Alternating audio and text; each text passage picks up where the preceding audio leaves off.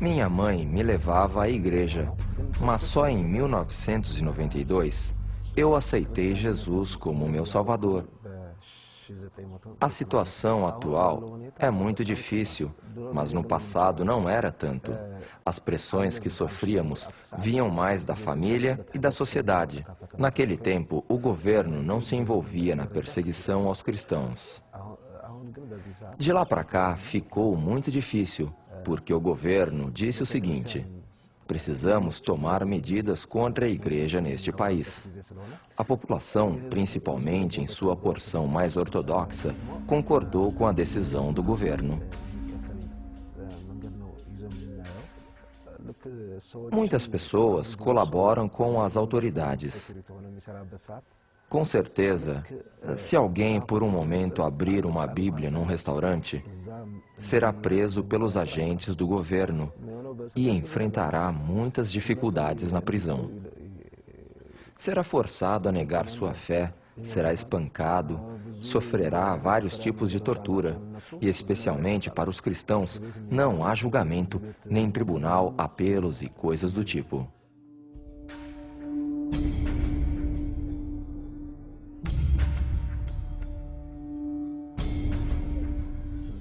Por exemplo, há alguns cristãos que foram aprisionados há 4 ou 5 anos e jamais foram levados a julgamento num tribunal. Em vez disso, as autoridades exigem que eles assinem documentos negando a fé. Essa é a primeira exigência que fazem. Quem se recusar a assinar será perseguido e torturado na prisão. A próxima punição é uma tortura cruel chamada posição helicóptero. O prisioneiro tem os pés e mãos amarrados junto às costas e é colocado de bruços, apoiando o peso do corpo apenas no abdômen. Os pés e as mãos ficam amarrados junto às costas. Eu entreguei minha vida a Cristo ainda criança e mais tarde fui prestar o serviço militar. Agora dou encorajamento aos cristãos que passam por essa terrível situação. É a nossa vez de mostrar fé e coragem aos que passam pela mesma situação que enfrentei.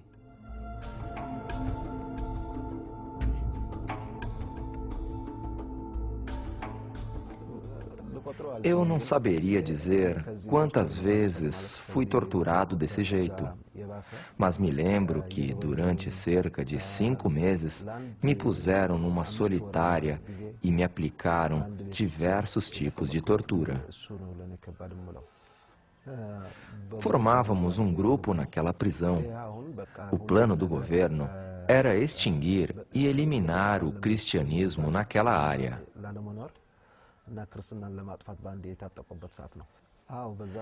Após 6 meses de prisão e torturas, os representantes do governo surgiram com uma nova ideia. A ideia consistia em nos pedir para negar a fé e assinar um acordo. Naquele acordo, você se comprometeria a não ler a Bíblia, não orar, não possuir literatura cristã e não se reunir com mais de uma pessoa, pois alguém o estaria observando o tempo todo.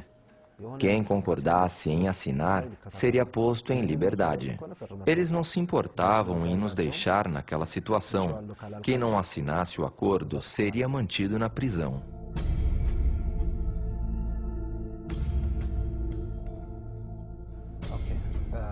Depois que fomos aprisionados, levou apenas 3 meses para que tivéssemos Bíblias sendo contrabandeadas sem que as autoridades soubessem. Separávamos as páginas da Bíblia em livros diferentes e distribuímos cada parte entre as celas. Como não tínhamos onde esconder, guardávamos os pedaços da Bíblia em nossas sacolas. 4 cristãos foram escolhidos para cuidar da distribuição das partes da Bíblia entre os presos. Eu era um dos 4 escolhidos. Eu era responsável por coordenar a distribuição. Como não havia papel, eu usava papel higiênico para copiar as escrituras à mão e distribuir. Quando os agentes do governo revistaram as celas, encontraram os trechos da Bíblia que eu havia fornecido. Interrogados sobre quem havia fornecido aquilo, falaram: foi Gideão que entregou. Me castigaram com outra forma de tortura. Me arrastaram de bruços no chão aquecido pelo sol escaldante e, como resultado, minhas mãos, braços e barriga ficaram em carne viva. Essa foi a pior tortura. Depois me jogaram numa cela de apenas 1 metro por 1,80. 2 meses depois, o comandante daquela região fez uma visita. Disseram a ele: "Este é Gideão." Então eles perguntaram se eu iria negar minha fé ou não. Eu disse: "Não negarei." Por causa da segurança que o Espírito Santo me dava, eu estava disposto a enfrentar qualquer coisa.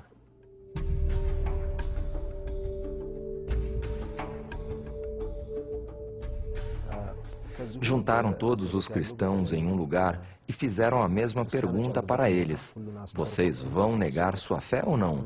Perguntaram também a mim e eu disse: "Não."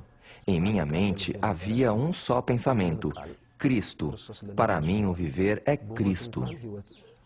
Foi o que o apóstolo Paulo escreveu na carta aos Filipenses. Para mim, o viver é Cristo e o morrer é lucro. Começaram a me espancaram por todas as partes do corpo.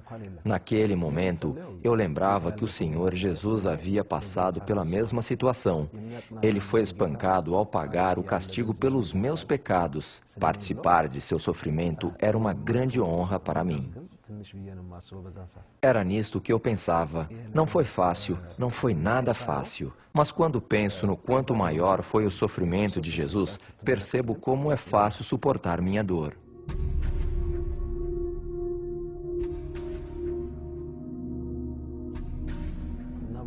Depois de me espancar, foram embora pensando que eu estava quase morto.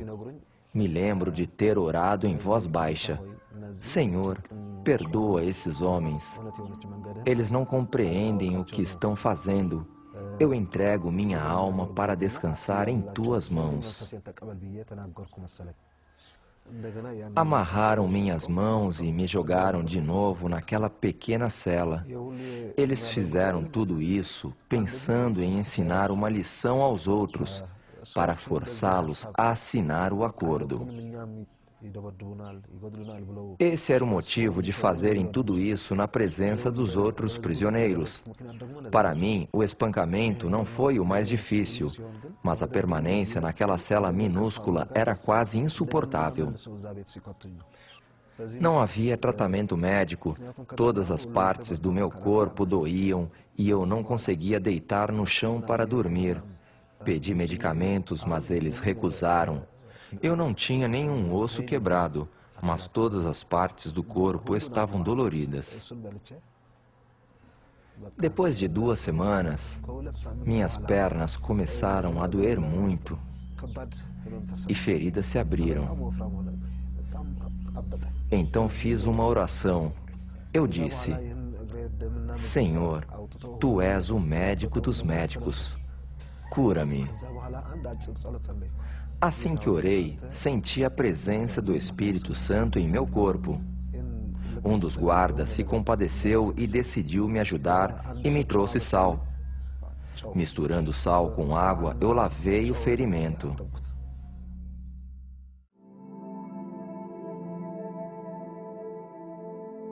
Permaneci por mais 2 meses naquela pequena cela. No 4º mês, me transferiram para outro lugar. Naquela ocasião, um dos meus agressores me perguntou: "Por que você passou por tudo isso? Por que enfrentar uma situação dessas? Por que tanta determinação? Por que não nega sua fé e leva uma vida tranquila?" Eu respondi: "Estou pagando um preço não só pela minha fé, mas pela liberdade neste país. Para mim, a palavra de Deus é vida."